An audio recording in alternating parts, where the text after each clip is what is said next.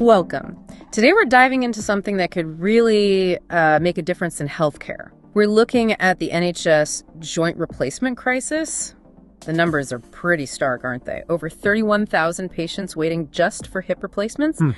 Similar numbers for knees. And, more than 10,000 people waiting over a year in pain. It's a huge challenge. Yeah. And the human cost is immense. It affects everything. Their health, obviously, but also their mental well-being, their independence. Absolutely. Living a full life becomes incredibly difficult. And interestingly, it's not just about the sheer volume of people waiting or even surgical capacity alone. There's another layer. Sometimes the system can feel, it's been described as a bit paternalistic. Paternalistic? How so? Well, patients might feel they're sort of guided towards one option, maybe surgery, without really exploring all the alternatives that might be right for them. Like they're not part of the decision-making process. Exactly. And that lack of real shared decision-making, that's been called the key missing link. It leads to this surprising statistic. Up to 20% of patients actually regret having the surgery. 20%? That's quite high. It is. They might feel they were pushed, or maybe they just didn't have all the facts, all the options presented clearly. Raju Ranesh, who's done a lot of work here, points out that the usual patient leaflets or aids are often text-heavy, boring.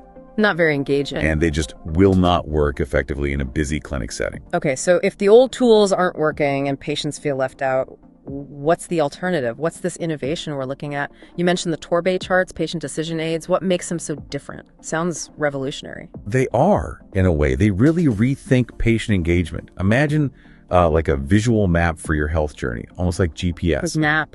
Yeah. It clearly lays out all the treatment paths, surgery, non-surgery, everything matched specifically to the patient's stage of arthritis.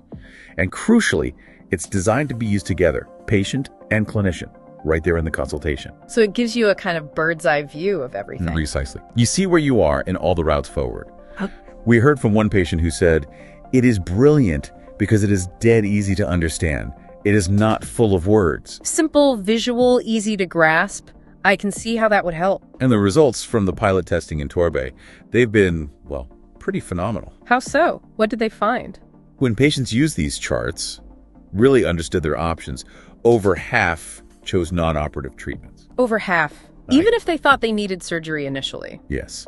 Things like physio, structured exercise, pain management, and maybe most importantly, about 6% of those who came in expecting surgery actually changed their minds after seeing the charts. 6% decided against surgery they thought they needed. That's right. In Torbay alone, that works out to about 90 fewer people joining the surgical waiting list each year. And this isn't just a blip. The impact has been sustained for over 2 years now. Wow. That directly tackles the waiting list issue. It does. And it challenges that assumption that everyone automatically wants the operation. Informed choice makes a huge difference. And beyond helping patients and shortening lists, there must be financial implications too, right, for the NHS? Oh, absolutely. The savings are potentially huge. How huge are we talking? Well, just at Torbay Hospital, the estimate is savings of at least £250,000 year on year. $250,000 just in one hospital. Yeah. Now, if you scale that up nationally, even a very conservative 2% reduction in surgeries across the board could save the NHS at least £35 million a year. £35 million. Minimum. Minimum. If you get closer to the 15% reduction they saw in the pilot, that figure could be much, much higher. The return on investment for deploying these charts is calculated at over 650%. That's a staggering ROI. Better use of resources, shorter lists. And less regret for patients. It frees up operating theaters, staff time, recovery beds. It's a cascade of benefits. So it really feels like a win-win situation. Empowered patients, more efficient system. Definitely. It all comes back to the Torbay Charts motto. Together, we decide. It's a shift away from that top-down approach. Towards collaboration. Exactly. Patients and clinicians working together to find genuinely well-informed solutions. And the beauty of this, is that the approach itself is adaptable. So not just for arthritis or joint replacement? No, not at all. Think about other complex health decisions, cancer treatments, managing chronic conditions like heart disease or diabetes.